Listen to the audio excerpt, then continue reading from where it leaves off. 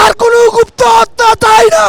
যদি আর কোনো গুপ্ত হত্যা হয়, বাংলাদেশের সকল প্রশাসকদেরকে এই সকল দায়ভার নিতে হবে।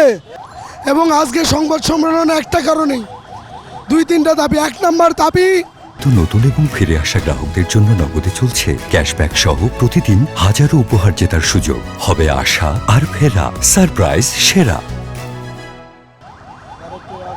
ভারতের আগ্রাসনের বিরুদ্ধে সীমান্ত শৃঙ্খলা করার জন্য আরেকটা বিষয় সীমান্তর বিজিবিদেরকে আহ্বান করতেছি,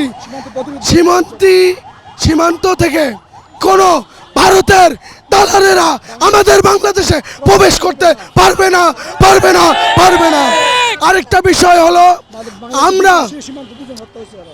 আমরা বারবার বলতেছি ভারতের কোনো পণ্য আমরা গ্রহণ করব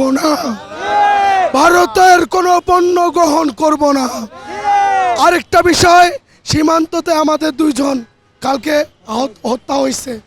এর জন্য আমি বারবার করে বিজিবি আমাদের সীমান্ত ভাইদেরকে বলতেছি, ভাইরা আপনারা কেন আমাদেরকে মারতেছেন? আপনারা স্বজ্ঞান হয়ে মূর্খতার মতন পরিচয় দিচ্ছেন কেন? আরে ভাইরা, আপনাদেরকে আরেকটা কথা জানাই, আপনারা কতদিন আর ধৈর্য দেখবেন? ধৈর্যর বাঁধ ভেঙে গেছে। খোদার কসম, যদি রাজপথে যেহেতু নেমেছি, আমার ভাইয়ের খুনিকে যতক্ষণ পর্যন্ত আমি বেলাল যতক্ষণ পর্যন্ত ধরতে পারবে না প্রশাসন বা আমরা ধরতে পারবো না, আমি বেলাল রাজপথ থেকে উঠবো না। এখন বাকিটা আপনারা উঠবেন কিনা সেটা আপনারা জানেন।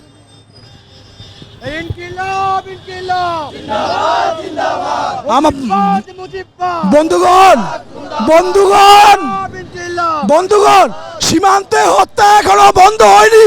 কালকে আমাদের 2 ভাইকে হত্যা করা হয়েছে সীমান্ত শৃঙ্খলা করার জন্য আদেশ দিচ্ছি, কোনো ভারতীয় বাংলাদেশে প্রবেশ করবে না। আবু সাঈদ হত্যার বিচার না হওয়া পর্যন্ত, হাদি হত্যার বিচার